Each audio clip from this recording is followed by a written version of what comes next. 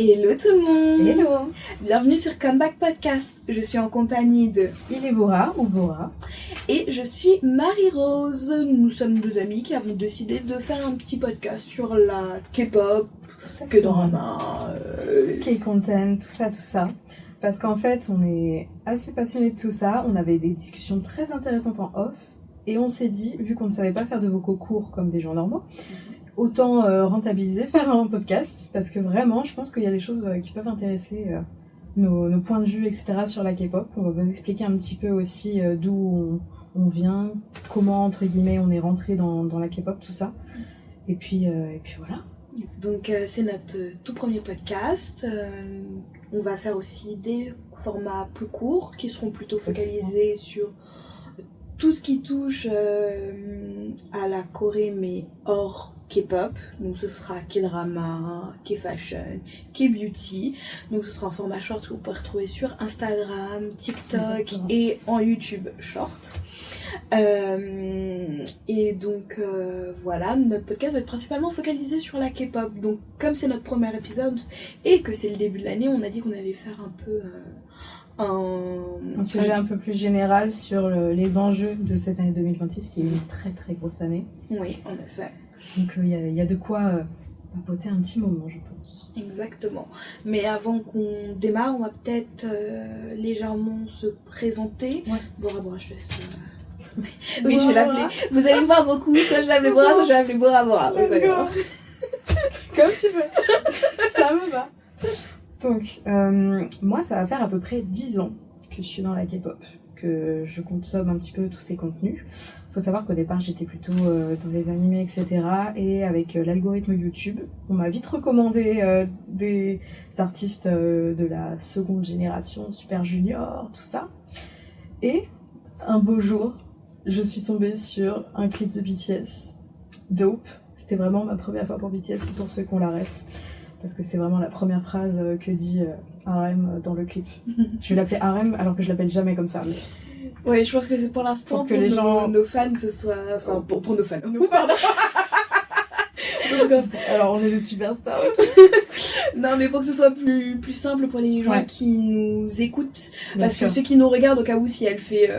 si tu l'appelles par son nom coréen, il y aura pas de souci. On mettra peut-être un petit astérix Bien pour sûr. ceux qui ne sont pas, mais voilà. Ça va être un petit... ça va être quelque chose qu'il va falloir qu'elle s'habitue. Exactement. Mais donc et du coup, depuis ce premier clip de BTS, je suis restée avec eux jusqu'au bout. Donc par rapport à tout l'univers K-pop, j'ai un point de vue un peu particulier / différent parce que je suis pas une multi-stan. Je vais pas stan différents groupes. Moi, je suis vraiment une BTS Army, BTS Only. Même si je suis pas en mode extrémiste. Que BTS et les autres. Non, je suis ouverte au débat, à tout ça. Je m'intéresse énormément aux nouvelles sorties, etc. Même si je vais pas stan ou écouter plus que ça. On en parlera un peu plus parce que stan, c'est quelque chose. Mais donc voilà, team BTS Only, Army, et depuis 10 ans. Voilà, donc je connais un petit peu T'es un peu bien rodée. Ouais, je commence à avoir l'habitude. Ouais, l'ancienne de ce duo. Un ancêtre, super.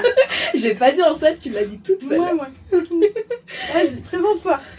Alors, moi, pour le coup, je suis un bébé. Non, mais je hurle.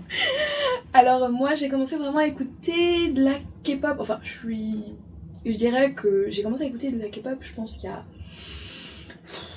4 ans, mais j'écoutais comme n'importe quelle chanson que je pouvais écouter, comme je pouvais écouter de la pop, comme je pouvais écouter de la J-pop, enfin...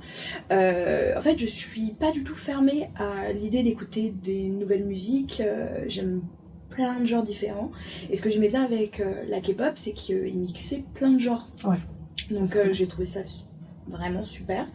Et en fait, en novembre 2024, je souhaitais faire un concert, parce que je n'avais jamais assisté à un concert de ma vie, et j'ai décidé de choisir une artiste que j'adorais et un groupe de K-pop parce que je me suis dit, tout le monde me vante toujours que les concerts de K-pop c'est incroyable, c'est en grande pompe, faut que tu vives ça au moins une fois dans ta vie. Donc je me suis dit pourquoi pas. Et donc j'avais une petite playlist K-pop, je connaissais peut-être 2-3 noms, mais je connaissais pas plus les visages qui étaient rattachés. Peut-être, je pense que je reconnaissais un peu plus Blackpink et BTS parce que pour le coup ils étaient très médiatisés. Mais pour les autres groupes qui étaient dans ma playlist, il y avait que 2-3 visages que je pouvais reconnaître. Et donc en regardant cette playlist, j'ai regardé qui allait faire un concert dans pas longtemps sur Paris et qui était le plus présent dans ma playlist, parce que forcément ça voudrait dire que c'est l'artiste qui me correspondrait un peu plus, bien sûr. Exactement. En top, j'avais BTS et Blackpink. Sauf que Blackpink était en hiatus, donc en pause. Elles étaient plutôt focalisées sur leur projet solo. Et BTS était au service militaire. Donc je suis passée au groupe en top 3 et 4. Et en top 3, j'avais Stray Kids. Et en top 4, j'avais 80s. Je voulais me tourner un peu plus vers 80s parce que j'ai une de mes meilleures potes qui est fan du groupe. Latine. Oui. Et sauf que leur concert était dans 4 mois et je me sentais pas prête tout de suite à faire un concert. Je voulais d'abord que le concert de mon artiste préféré soit le premier concert que je fais et ensuite faire un concert de K-pop. Et donc je me suis dit, bon, 80s entre parenthèses, et la magie de TikTok a fait que j'arrêtais pas d'avoir des shorts de Stray Kids et je rigolais énormément. Je me suis dit, ils sont drôles, allez, ils sont dans ma playlist, ils sont dans le top 5, c'est parti. Donc j'ai fait mon premier concert de K-pop en juillet dernier. Et j'ai embarqué avec moi une de mes potes de lycée qui était fan de donc j'ai dû rentrer un peu dans la K-pop parce que le temps s'est chauffé de ouf. Moi je n'y connaissais rien, enfin je connaissais même pas les mots de base. On me sortait des mots du type bias et j'étais lâchée. Tu veux dire par le biais de... Oh non. Ah bah voilà, des trucs, enfin j'étais vraiment à côté de la plaque parce que enfin à part la musique, je ne m'intéressais pas à tout ça. Et en fait, l'anecdote est très drôle de tout ce qui s'est passé pendant cette année où je suis devenue une stay. Ok, oui. Il faut que tu nous racontes ça un jour. Hein. Un jour je ferai un short, parce que les péripéties qu'il y a eu, enfin bon bref. Mais voilà, donc moi je suis vraiment rentrée il y a un peu plus d'1 an. Vraiment dans la K-pop, c'est-à-dire on achète les albums, on stream, on regarde les contenus annexes, on vote pour les awards, donc voilà. Le full package. Ouais, vraiment. Donc résultat, on a vraiment 2 points de vue totalement différents. On a un point de vue plus expert, plus ancien de ton point de vue, et il y a moi qui suis quand même assez jeune dans l'univers et qui est vraiment avec des yeux de bébé, qui découvre des choses. Bah ouais, c'est mignon parce qu'il y a plein de trucs que toi tu vas voir et que moi par exemple je ne vois pas. Ou que toi tu vas comprendre autrement aussi. Oui, parce aussi. que des choses qui sont entre guillemets normales maintenant acquises, qui au départ l'étaient pas forcément. Mais d'ailleurs, je serais curieuse de savoir, tu te définis plutôt comme une multistan ou bien comme une stay? Je pense que je me considère plutôt comme une stay parce que pour le coup stan un groupe, ça demande beaucoup de temps, d'énergie, d'argent.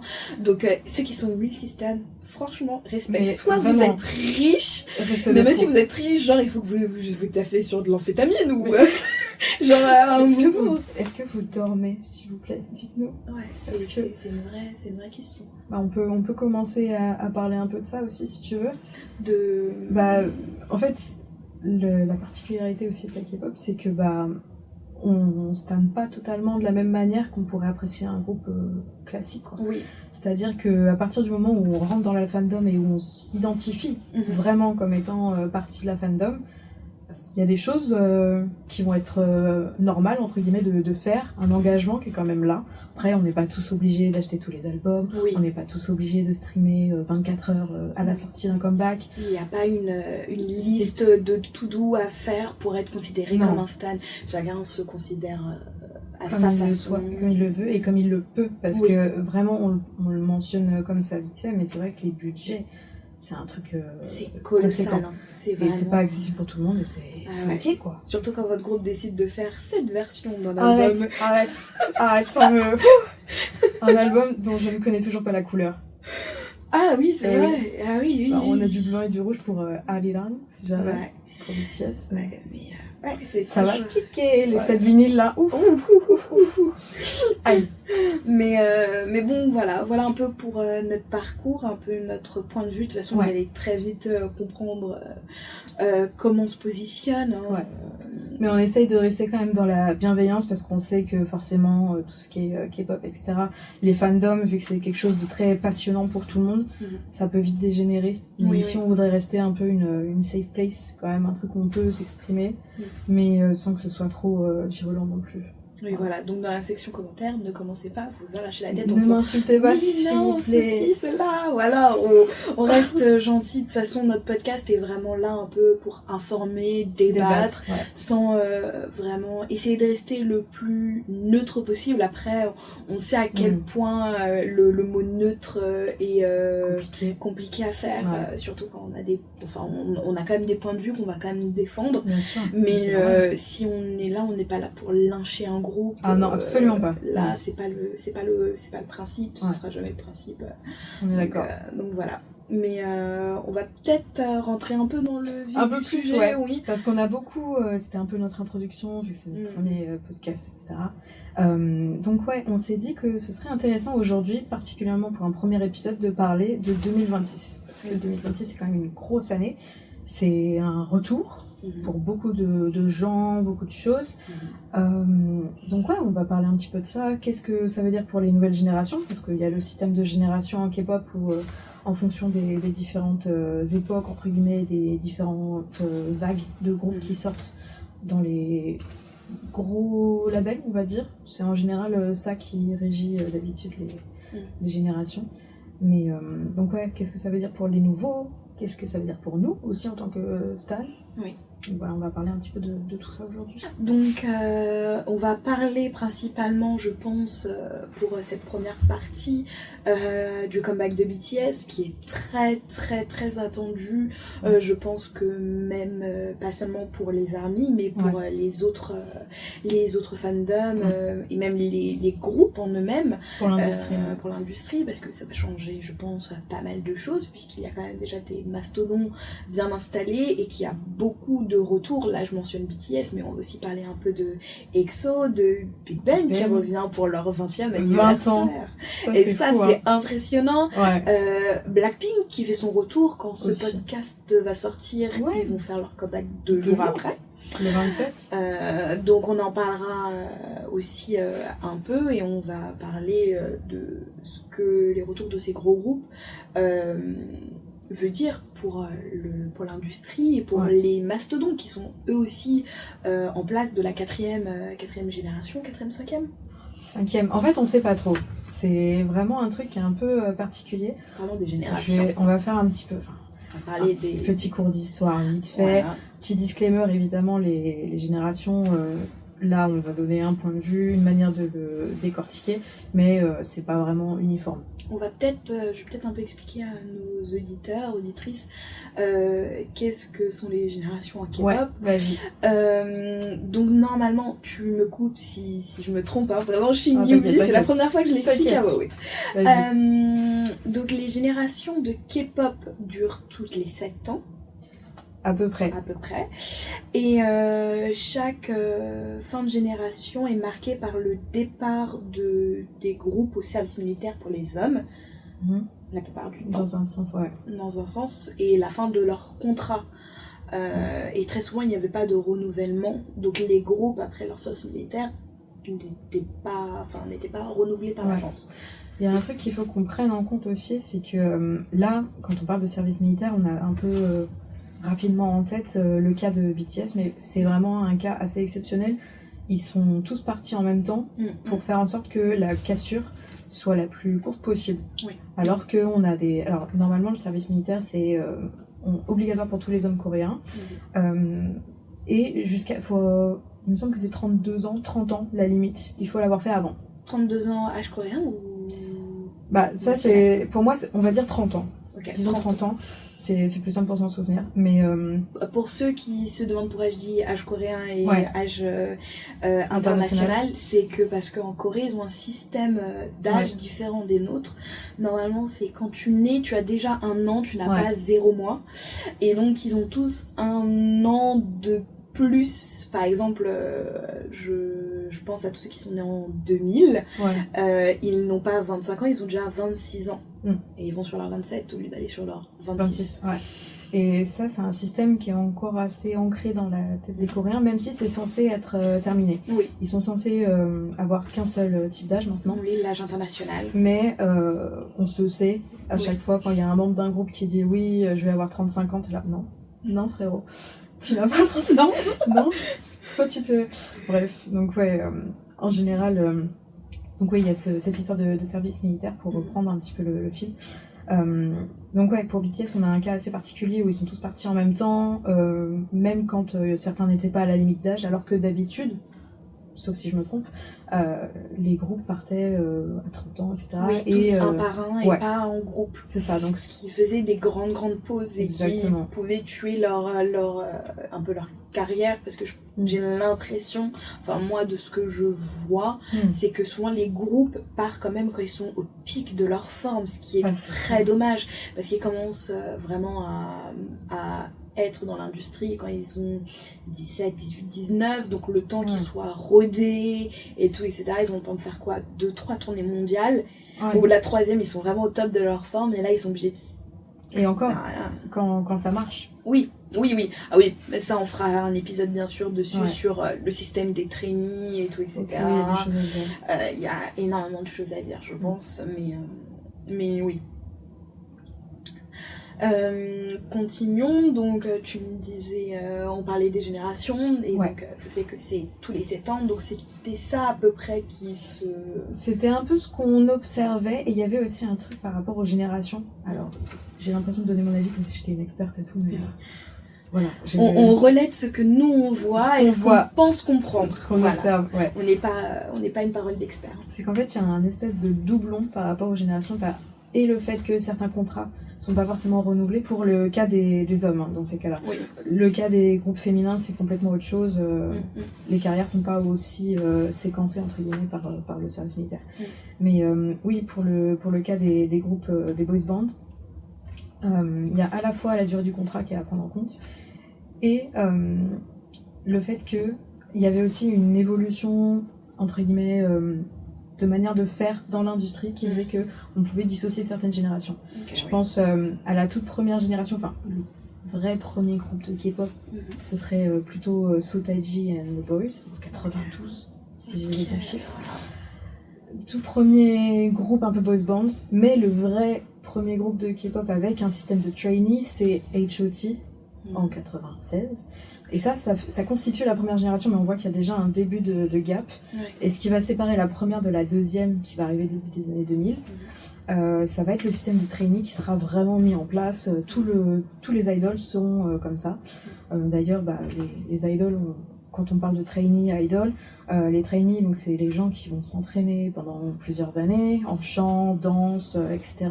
Enfin, plusieurs années ou plusieurs mois, ça dépend des trainees, ça dépend du level, ça dépend de pas mal de facteurs, mais vraiment on fera un épisode sur les trainees parce qu'il y a beaucoup de choses à dire dessus. Donc c'est les gens qui vont devenir des idoles, et les idoles c'est les gens qui peuvent devenir des idoles, parce que ce n'est pas parce que vous êtes trainee que vous allez forcément après signer un contrat d'idol. Il y a beaucoup de trainees qui malheureusement ne sont pas pris dans un groupe. Pour ceux qui ne savent pas, l'une des doubleuses chant, je vais l'appeler comme ça, enfin l'une des chanteuses de K-pop Demon Hunter, EJ,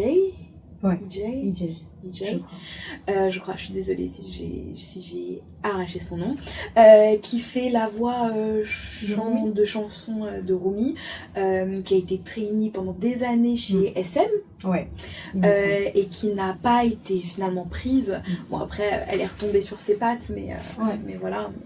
C'est un des cas qu'on a Voilà. On voit effectivement que tout le monde ne devient pas idol. Mais donc ouais, en général, les générations se séparent un peu comme ça. Donc deuxième génération, c'est les gens qui sont un peu plus dans le système de trainee. La troisième génération, c'est le début, entre guillemets, des réseaux sociaux, avec d'autres moyens de communication. Je pense à, pour le coup, BTS, avec les vlogs, ce genre de choses. Il y a des vlogs qui est maintenant pour les 4e, 5e et 6e générations. C'est vraiment obligatoire, même. C'est obligatoire, ouais. Leur chaîne YouTube, c'est vraiment une chaîne vlog et clip. Ouais, exactement. C'est ça qui est fou de voir un peu l'évolution. Mais voilà. Et la 4e génération, plutôt vers 2017, on va dire, un petit peu avant Covid.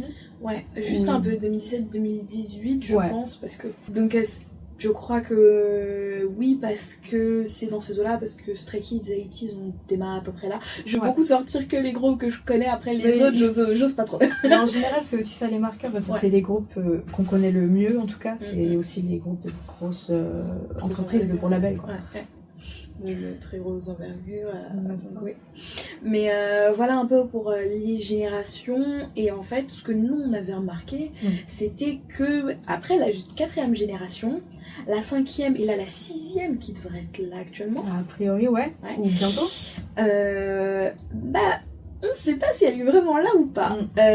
En fait, on pense que, comme tu le disais, il y avait vraiment... chaque génération était marquée non seulement par la fin du service militaire, par la signature du service militaire, la fin des contrats, et ensuite par des avancées technologiques, des avancées qui vont toucher vraiment la structure même de l'industrie et leur manière de fonctionner. En la 5e génération, il n'y a pas eu de grosses avancées, et pour l'instant la 4e génération n'est pas encore partie au service militaire, ou du moins pas tout le monde. Les gros groupes parce que Seventeen, ils sont de la 3e. Ok, ils sont de la 3e, ok. Parce que eux, ils viennent de revenir aussi du service militaire, oui. Donc les gros groupes, là, c'est Stray Kids, c'est ATEEZ au niveau des filles. Bon, les filles, elles sont pas touchées par le service militaire, mais c'est IVE, c'est Aspea, ou Aspea, c'est 5e. En fait, c'est ça qui est un peu compliqué. On le voit bien quand on essaie de l'expliquer. Il y a aussi un autre truc qu'on a oublié de mentionner, c'est que les nouvelles générations, c'est aussi parce qu'il y a des gros labels qui lancent des nouveaux groupes. Oui. Et c'est ça qui fait une cassure, parce que, entre guillemets, à partir du moment où il y a un nouveau groupe qui commence, c'est celui-là sur lequel on va tout donner, oui. L'entreprise va se focus vraiment pour le marketing, la com, etc. Et les autres groupes qui étaient là... A priori, au départ, c'était plutôt comme ça que ça fonctionnait. Ils finissent par être un petit peu mis de côté, un peu moins en avant, en tout cas. Et là, en fait, on voit que c'est plus le cas. Maintenant que tu le mentionnes, ça me fait penser que là, il y a le nouveau groupe de SM Entertainment, Heart to Heart, qui est en train de sortir. Je comprends. Oui, et qui est complètement... Non, ils sont déjà débutés et qui sont vraiment poussés par SM. Et il y a beaucoup de fans d'Aspea d'Espa. Ça dépend. En vrai, tout le monde le pense comme il veut. Qui vont être un peu relayés au second plan, ce que je trouve dommage, parce que ils cartonnent quand même toujours pas mal quand même. C'est ça. Et on a même le cas pour YG avec Baby Monster et Blackpink. Parce que techniquement, Blackpink c'est la relève de 2NE1 pour les plus anciens. Et quand ils ont annoncé Baby Monster, il y a beaucoup de monde qui s'est dit Blackpink, qu'est-ce qu'on en fait? Parce qu'elles sont toujours là, elles cartonnent, etc. Les solos. Mais il y avait ce sous-entendu quand même que dès qu'il y a un nouveau groupe, c'est celui-là qui sera poussé et qui sera repris. Mais après, je me souviens que ça avait été démenti par l'agence que Baby Monster, de toute façon, c'était pas pour remplacer Blackpink, comme elles avaient remplacé 2NE1. Parce que c'était pas le même nombre de filles et que c'était pas du tout la même vibe qu'ils voulaient. Par contre, là, il y a leur nouveau groupe qui vont sortir où c'est 4 filles qui vont sortir. Et donc, il y a vraiment la question de est-ce que le nouveau groupe que SM va sortir... YG, va remplacer Blackpink, ce qui est très paradoxal et ce qui va nous donner une parfaite, je pense, transition, qui est que Blackpink fait son comeback le 27 février. Ouais, étonnant, hein. Étonnant parce qu'elles nous ont quand même annoncé, enfin, dans beaucoup d'interviews, on les entendait dire qu'elles voulaient se concentrer sur leur carrière solo, que même si ça leur manquait quand même d'être un groupe, elles voulaient un peu se focaliser sur elles, sur leur musique, explorer leur musicalité. Et on a vu Rosé faire un album, Jisoo faire un mini-album, je crois, ou un EP. Je pense. Je saurais pas te dire.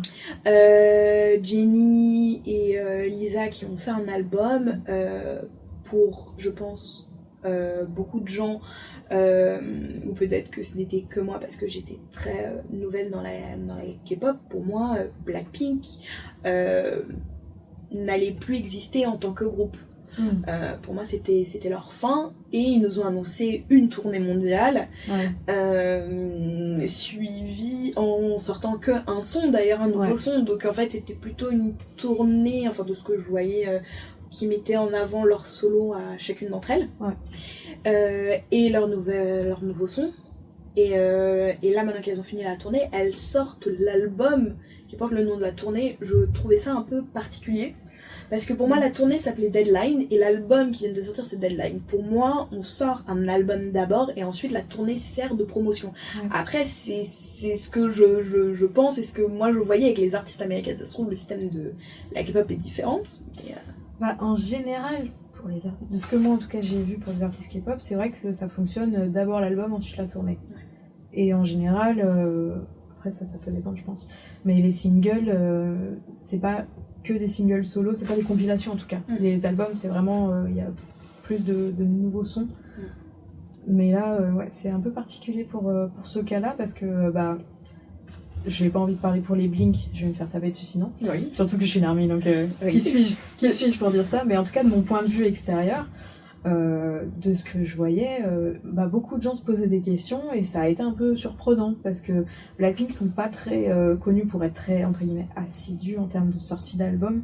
Elles ont toujours été, de ce que je vois en tout cas, elles ont beaucoup été poussées au niveau solo. Avec assez peu, parce que pour un groupe qui a presque 10 ans, je crois.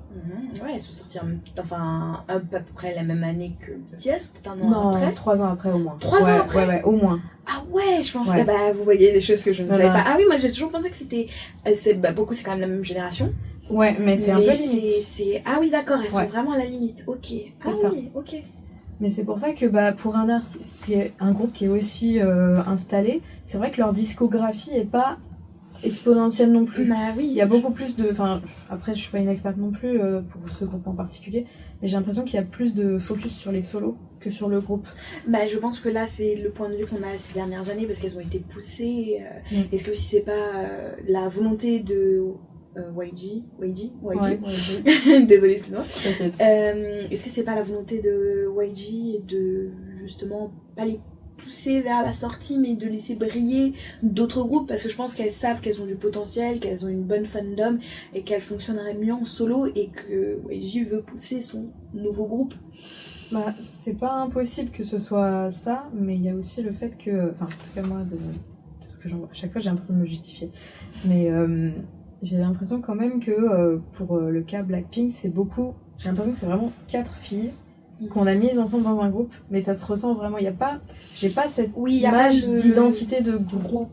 C'est vraiment 4 solos qui marchent très bien toutes seules, ou plus ou moins bien en fonction des domaines, etc. Parce qu'elles ont chacune leur point fort, leur point faible. Mais et j'ai l'impression que c'est plus 4 gros artistes qu'on va mélanger. Et en groupe, un groupe. Et c'est vrai que quand j'y pense, leur musique qu'elles font en groupe ne reflète aucun des identités musicales d'aucune d'elles quand elles sont en solo. Il n'y a pas genre un fil conducteur de trucs. C'est vrai que maintenant que tu le mentionnes, c'est vrai qu'il y a un peu ce côté un peu décousu. Après, moi, pour le coup, j'aime beaucoup Blackpink. Alors, je suis pas une Blinks, mais pour le coup, je pense que si j'avais vraiment suivi le groupe à ses débuts, potentiellement, j'aurais pu tomber dedans.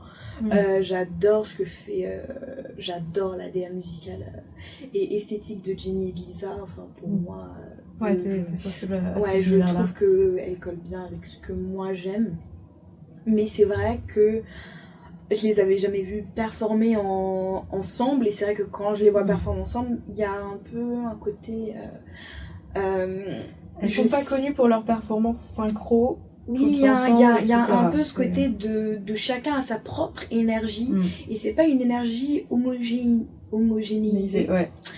dans le groupe quand vous les voyez performer. Ce que je trouve dommage, parce que je trouve pas non plus qu'elle soit extrêmement mauvaise à la performance, mais je pense qu'il y a peut-être... Il y a du potentiel en fait. Ouais, c'est peut-être ça qui est dommage, c'est qu'on voit qu'elles ont toutes du potentiel en et c'est surtout qu'on solo. le voit quand elles sont en solo, vraiment.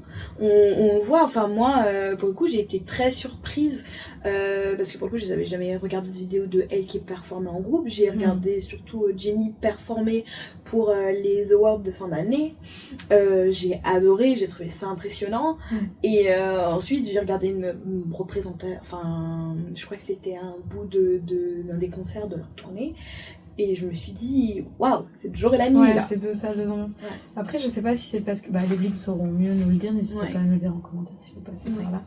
Que j'ai l'impression que vu qu'elles ont assez vite mis l'accent sur les carrières solo, il y a peut-être ça aussi qui fait que elles ont vite voulu étendre leurs horizons, chacune de leur côté. Je sais pas, après. Je sais pas. Beaucoup de questions sur Blackpink. On verra sur leur comeback, comment ça va se passer. Ouais. Le MV, les chansons, pour l'instant, on rentrera pas. Peut-être au prochain podcast, on en parlera un peu plus en détail. Peut-être, en fonction de ce qui se passe. Mais voilà, leur retour est quand même assez attendu. Donc, résultat, ils ont quand même fait un mini-retour avec leur tournée.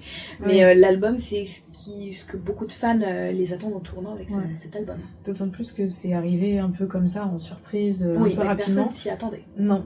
Et il y a un peu ce débat de est-ce que c'est pas parce que j'ai pas envie de tout tourner autour de BTS, mais est-ce que c'est pas parce que c'est une grosse année qui arrive que tout le monde arrive aussi et veut se réinstaller. Ouais. Parce que forcément le spotlight va revenir d'une manière ou d'une autre.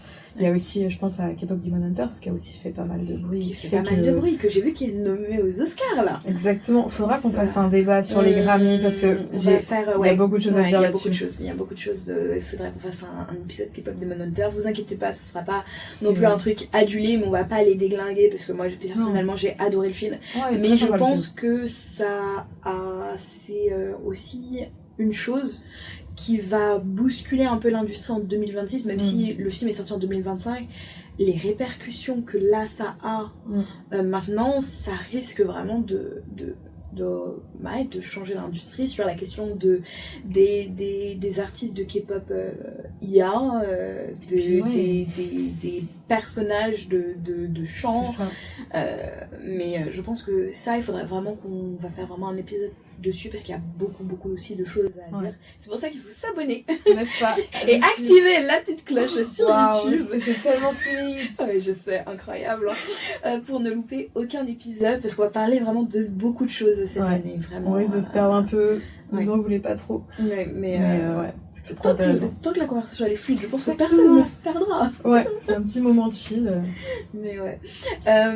Mais pour reparler d'un autre grand comeback, parlons de EXO. On n'a pas spécialement d'infos. On sait qu'ils vont revenir.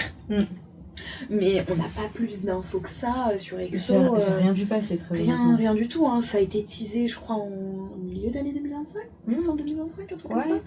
Qu'ils allaient revenir et depuis on n'a pas d'infos, vraiment, on n'a pas de date. Mais c'est pareil pour Big Bang, on sait que c'est pour leurs 20 ans. Ouais, donc on a j'allais dire une vraie raison, c'est pas vraiment ça. Oui. Mais eux, ils ont une grosse date calendrier pour eux, pour le groupe. Oui, mais est-ce que ça va pas juste être un petit événement, enfin un petit, on s'entend à l'échelle de la K-pop, c'est toujours petit truc, tranquille. 300 000 personnes. chill. Une tournée mondiale. Tranquille. Ne vous inquiétez pas. Mais est-ce que on sait pas si ça va être un album, un truc, parce que ça pourrait juste être un album, tout ça. Ouais. Pas forcément ça veut juste être un album réunion et pas forcément une réunion, ils vont refonctionner comme groupe. Parce que Au début. c'est aussi recommencer en groupe, c'est aussi un peu pas se tirer une balle dans le pied dans sa carrière solo, mais c'est un peu... c'est surtout que chacun a ses envies, ses projets, etc. Oui. Chaque membre se diversifie.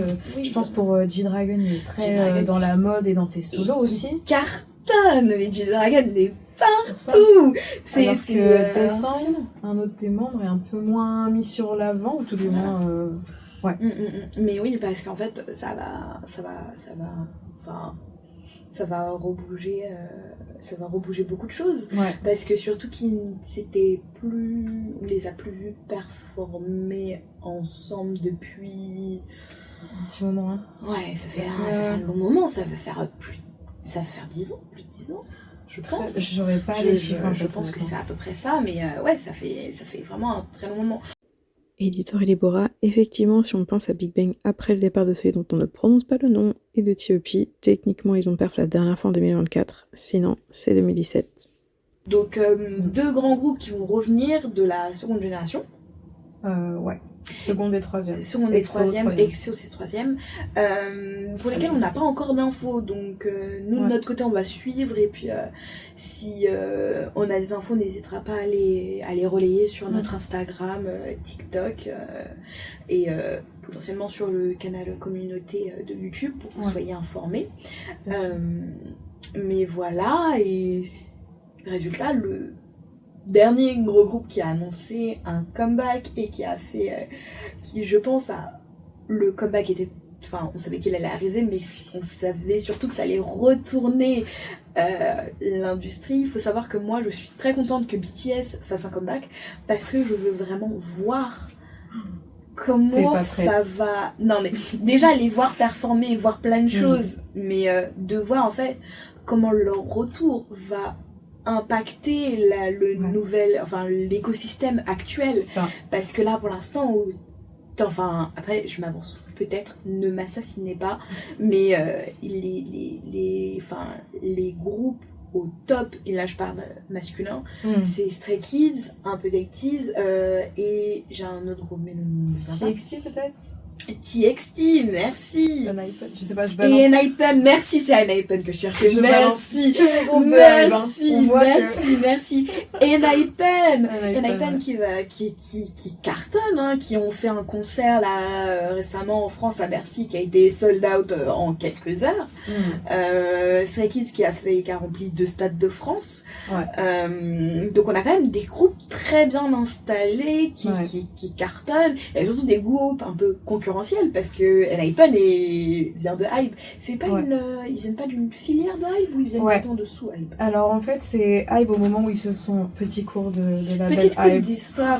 J'espère que je raconte pas des bêtises, hein. J'ai l'impression d'être trop une prof. Bref, oui, pour Hybe ils se sont restructurés, et en gros TXT et BTS, c'est le label Big Hit Music, qui était à la base Big Hit Entertainment, le nom ancien de Hybe. Et pour N-Hypen, ils sont issus d'un autre label. Donc c'est pas tout à fait le même... ils sont pas gérés par la même entité, même s'ils sont sous Hybe. Oui, donc c'est 2 groupes, c'est 2 labels différents, mais résultat, oui, BTS, leur comeback sort bien le 20 mars. Oui. Donc voilà, très excité. Ils lancent une tournée mondiale à partir d'avril. Début avril, mi-avril. Début avril, j'ai plus la date. Vers le 9 ou le 14, je crois. Je sais pas, parce que pendant que elle vérifie, parce que moi j'ai voulu aller voir BTS en concert, mais je n'ai pas pu aller voir BTS en concert parce que je n'ai pas eu de place. C'est à partir du 9. Donc voilà, eux ils vont faire une tournée mondiale, ils ont des dates en France le 17 et le 18 juillet. Oui, j'ai retenu parce que comme je vous ai dit, je n'ai pas eu de place. Ouais, je vais me plaindre pendant tout le truc. J'avais 5 téléphones dans les mains, une tablette, pas eu de place pour aucun des 2 jours, j'ai le seum.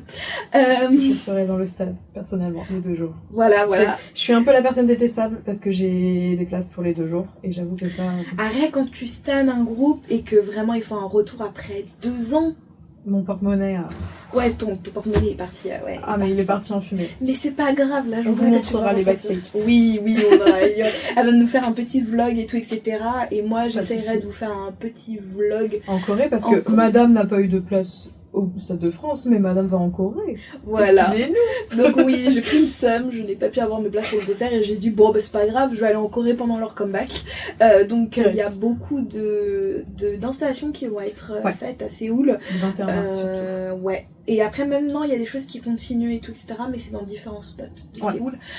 Donc j'essaierai de vlogger un peu tout ça et de faire un petit short. Qui sortira peut-être début avril, en short exclu, voilà, pour voilà, comme ça vous êtes obligés de nous suivre. Ouais, c'est une prise d'otage là. Ouais, vraiment. Mais voilà, mais oui, mais BTS qui revient après 2 ans de service militaire, donc comme tu expliquais un peu plus tôt, ils sont partis tous en même temps ou avec quelques mois de décalage. Donc qui est parti en premier de... Alors du coup c'est Jin. Qui était le plus âgé, donc c'était pour lui le plus urgent d'y aller, il allait avoir 30 ans. Donc il est parti en décembre 2022, et ensuite ils sont tous partis un peu au fur et à mesure, et certains sont même partis en même temps, ensemble. Ok. Donc il y a eu des vagues comme ça, pour permettre à tout le monde de revenir avant 2025. Enfin, ils voulaient revenir en 2025. Ok, oui. C'était l'objectif, de revenir avant juin 2025 pour l'anniversaire du groupe, carrément. Ok, oui, parce qu'après ils ont fait un événement pour l'anniversaire du groupe, etc. Là, et puis ensuite ils ont préparé l'album et tout ça. Et... ils ont vraiment eu une année très très complète. Hein. Faut se rentraîner, faut préparer l'album. D'autant plus qu'ils avaient fait ça. Alors je suis pas aussi calée par rapport aux autres groupes. Je sais pas trop comment ça se faisait pour les autres.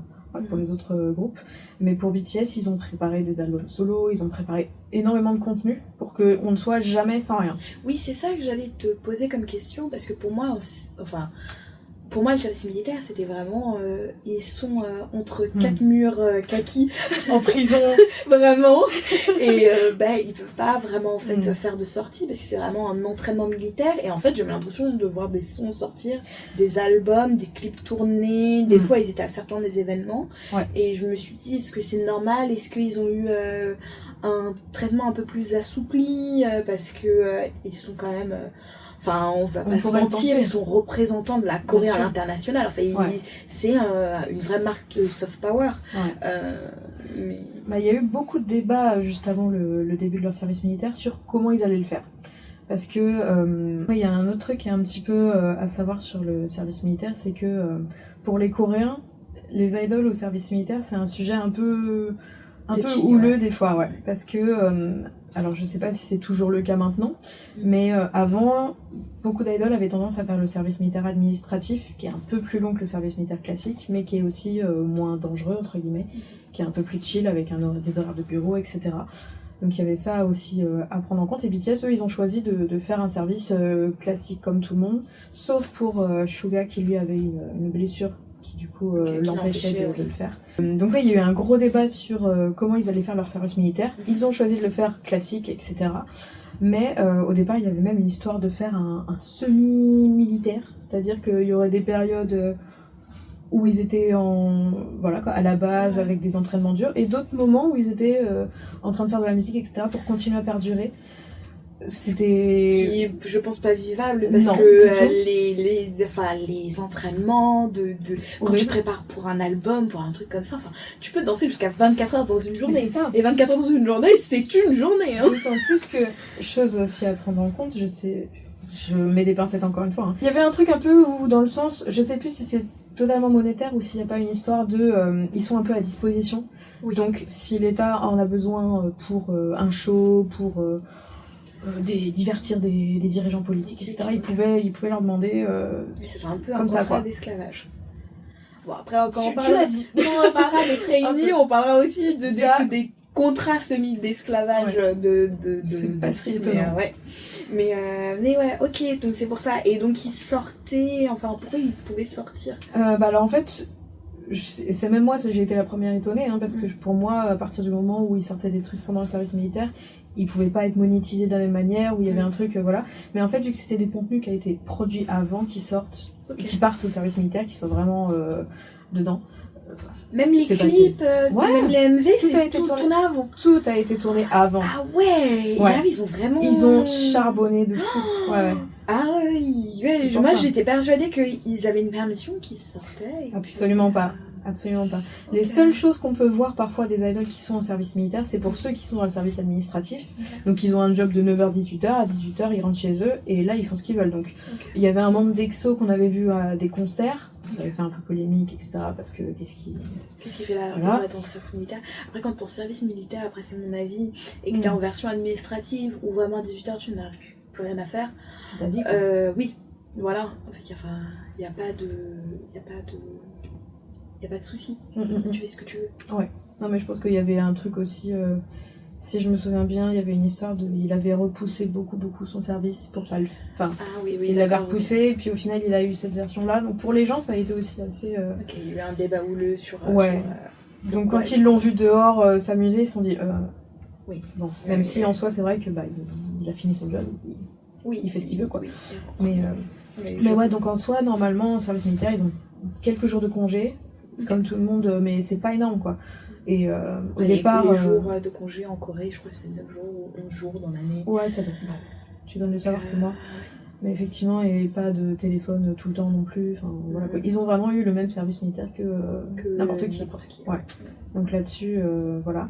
Mais un truc qu'on va voir, c'est du coup comment ça va se passer après un retour. Parce que ça, c'est vrai que les autres groupes ne sont pas tous organisés de la même manière pour leur retour. Vu que là, en plus, on parle du plus gros groupe, entre guillemets, celui qui a le plus d'impact dans l'industrie, tout ça. On va voir ce que ça va donner, parce que dans ces cas-là, on voit qu'on a eu du mal au début à faire un petit peu l'historique des différentes générations, à différencier la nouvelle maintenant.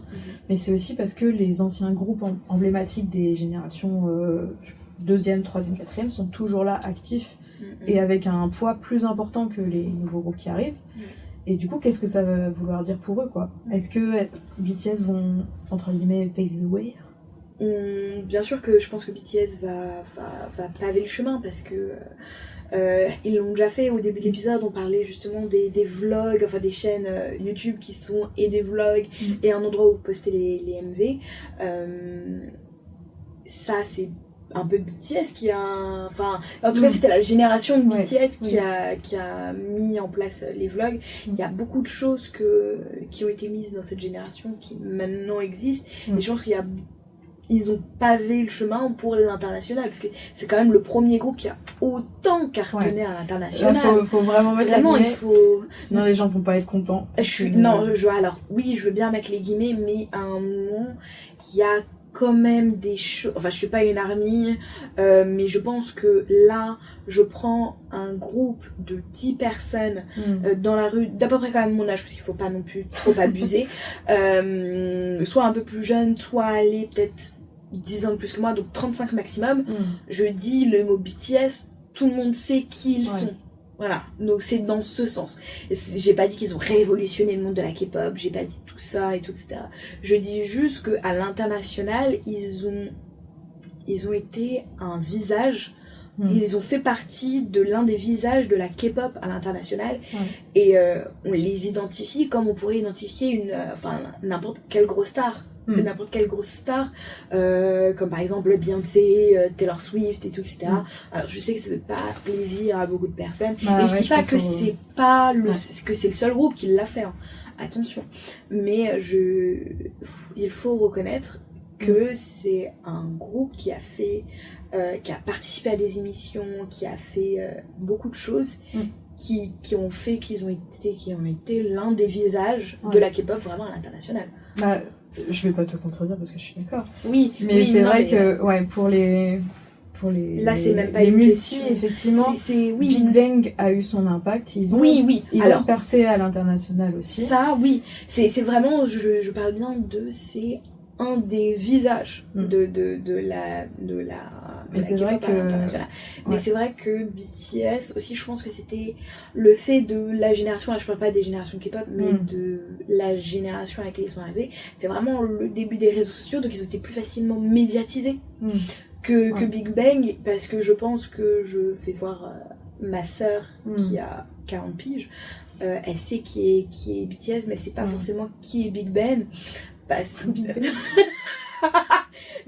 Elle ne sait pas qui est Big Bang parce que il y a eu en fait la manière même de fonctionner dans la promotion, pas que dans la K-pop mais de manière générale avec les réseaux sociaux, ça a beaucoup changé. Donc je ne dis pas que Big Bang a pas révolutionné l'industrie de la K-pop. Hein. Faut pas se mentir. C'est que ça se comprend aussi parce que à l'époque Hybe n'était pas du tout Hybe, c'était Big Hit Entertainment, petit label. T'avais les Big Three, YG, JYP et SM Entertainment. JYP. Même ça. Dès que je le vois arriver en télé, il me fait peur. Mais moi j'en peux plus de me faire JYP dans mes feeds. Hein. Suivez un groupe de JYP, vous allez voir à quel point JYP apparaît plus dans votre feed que le groupe. C'est une dinguerie. Même, bref. Ouais, on fera un épisode sur JYP. Au secours, pour Halloween. Oui. Non. Ah oui, je suis méchante, désolée. Bref, mais je me suis perdue. Oui, désolée. Je me suis complètement perdue. On était sur BTS. Ouais, avant c'était les gros groupes qui avaient le plus de pouvoir, de budget, etc. pour arriver dans les médias, la télévision, etc. BTS, faut savoir que s'ils ont début à la télé, c'est parce qu'il y a un groupe qui était pas là en fait. Ils ont pris la place et ils ont jamais eu de vraiment d'accueil dans les émissions de télévision classiques, donc ils ont un peu créé leurs propres médias. C'est pour ça que aussi, vu qu'il y avait les réseaux sociaux qui étaient... c'est un enchaînement de coïncidences qui fait que comme quoi, bien, des fois, il faut vraiment croire au destin et pas lâcher. Hein. Parce que franchement, eux, c'était pas évident au départ. C'est ça qui fait que les armées sont aussi attachées à ça, quoi. Mais je pense que notre épisode qui sortira au mois de mars, qui suivra leur comeback, on parlera un peu plus de leur histoire, de leur parcours et de tout ce qui va se passer, parce que franchement c'est même pas l'expression quand tu veux tu peux, mais c'est l'expression faut croire en ta bonne étoile, quoi. Believe. Ouais. Believe. Non mais oui, c'est vrai que donc on va voir ce que ça va donner, parce que voilà, potentiellement un groupe qui est là depuis un petit moment qui revient, qu'est-ce que ça va donner? Est-ce que les nouveaux groupes vont pouvoir vraiment rivaliser avec ça? Parce qu'en même temps, voilà quoi, t'as un gros groupe comme BTS, en sachant que le cœur de la fandom c'est les armies BTS Only, qui vont pas forcément tous écouter d'autres groupes, donc forcément les gens vont pas aller voir à côté, quoi. Donc c'est un peu compliqué pour eux de sortir du lot. Mais d'un côté, est-ce que BTS c'est vraiment de la K-pop? Est-ce qu'ils sont pas déjà hors catégorie? Ouais, c'est vrai que je pense que la chanson non mais de toute façon, alors quand tu me parles de ça, je pense à la chanson Dynamite, que je trouve qui fait plus du tout K-pop et qui fait très pop formalisé américaine, ce que je trouve très dommage parce que je kiffe leur ancienne chanson. Ma préférée c'est Bulletproof. Laquelle? Part We Are Bulletproof. Part 2? Ouais. Ok. J'adore cette chanson. Et par rapport à ce que tu disais en deuxième, c'est que en fait, qu'est-ce que la K-pop maintenant? Parce que K-pop c'est vraiment Korean pop, et en fait il y a de plus en plus d'artistes qui ne sont pas coréens, beaucoup de chansons qui ont des paroles, il y a de plus en plus de lyrics en anglais. Donc il y a beaucoup en fait cette question de qu'est-ce qu'un groupe de K-pop et qu'est-ce que la musique de K-pop avant. Donc je pense qu'il va y avoir, en fait c'est pour ça que je pense qu'on peut arriver un peu à la fin de l'épisode où on commence vraiment à poser nos hypothèses de cette année. Je pense que les choses qui vont vraiment être au cœur de cette année au niveau de l'industrie, c'est un nouvel écosystème. Une nouvelle hiérarchie, hein. Malheureusement on est obligé de parler de hiérarchie parce que ça va être le cas, hein. Ça va être une question de chiffres vraiment, hein, et de popularité, donc ça va être vraiment une question de hiérarchie, mais également la question de l'IA qui arrive, des groupes de réalité virtuelle qui sont déjà là, mais de la question de K-pop Demon Hunter, de est-ce que c'est un vrai groupe de K-pop ou pas? Voilà. Est-ce que c'est ça la 6ème génération? Voilà. Qu'est-ce que la K-pop maintenant aussi, parce que ça commence à avoir de moins en moins cette saveur potentiellement coréenne. Avec l'international. Avec l'internationalisation et peut-être un formatage qui n'est plus propre au système coréen, mais à tout ça. Et le système de training qui peut potentiellement évoluer parce qu'il y a de moins en moins de training par rapport à comment c'est dur. Et aussi à la modification du système de training. Là, je pense à Katsai, qui a eu un système de training à la coréenne, mais quand même un peu américanisé. Ouais. Et puis je pense aussi à la santé mentale. Qu'est-ce que ça va changer dans les contrats, dans ce genre de choses, des sujets qui n'étaient pas forcément sur la table avant et qui aujourd'hui sont vraiment super importants, quoi. On peut pas faire ça. Ouais, les générations aussi qui vont re-signer ou qui ont déjà re-signé. Je sais que Stray Kids et ATEEZ ont re-signé encore un contrat de 7 ans l'année dernière, et alors qu'ils vont normalement ils sont supposés commencer à partir au service militaire. Donc trop de questions. Beaucoup trop de questions. Ce premier épisode n'était pas là en fait vraiment pour répondre à toutes ces questions, mais un peu poser les enjeux de ce qu'on pense, enfin faire un état des lieux de ce qui arrive et soulever ces différentes questions qu'on évoquera tout au long du podcast au fur et à mesure des actualités. Exactement. Donc voilà. Je pense qu'on peut s'arrêter là. Oui. On a tous... On a bien papoté, on a bien parlé. Je sais pas si on est rentré assez dans le vif du sujet, est-ce qu'on a parlé de tout ce qu'on voulait, est-ce qu'on a été cohérente. Ouais. Mais pour le coup, je pense qu'on a été quand même assez fluide. De toutes les façons, c'était vraiment un épisode d'introduction. Exactement. Donc, il n'y a pas encore de gros débats. C'est le début, c'est normal. Voilà. Donc, nous, on va s'arrêter là. On va vous laisser. N'hésitez pas à vous abonner, à activer la cloche, à laisser un petit pouce bleu sur YouTube. Commenter. S'il y a quoi que ce soit, des débats, des choses qui vous a fait réagir, n'hésitez pas. Exactement. Et on vous mettra nos réseaux sociaux juste là-haut pour que vous puissiez nous suivre sur les différents réseaux sociaux. N'hésitez pas à nous suivre sur Spotify et Deezer Music pour avoir les épisodes des podcasts qui sortira tous les 2e et 4e mercredis du mois. C'est ça, 2 épisodes par mois. C'est ce qu'il faut retenir. Exactement. Voilà, et ensuite, sur nos réseaux, on sortira des petits shorts, des petits formats un peu exclus pour voir des backstage de concerts, des vlogs de Corée. Des petits trucs sympas. Vraiment, on a plein de beaux projets pour cette année et pour ce podcast. Ça va être cool.